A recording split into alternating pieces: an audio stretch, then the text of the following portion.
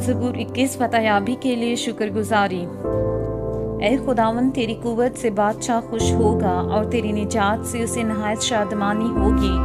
तूने उसके दिल की आरज़ू पूरी की है और उसके मुंह की दरख्वास्त को नामंजूर नहीं किया, क्योंकि तू उसे उम्दा बरकतें बख्शने में पेशकदमी करता और खालिस सोने का ताज उसके सर पर रखता है।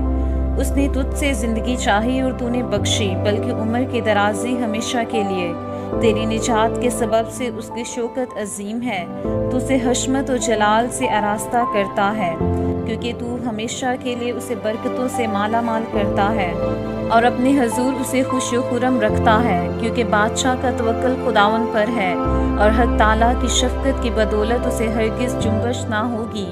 तेरा हाथ तेरे सब दुश्मनों को ढूंढ निकालेगा, तेरा दहना हाथ तुझसे कीना रखने वालों का पता लगा लेगा।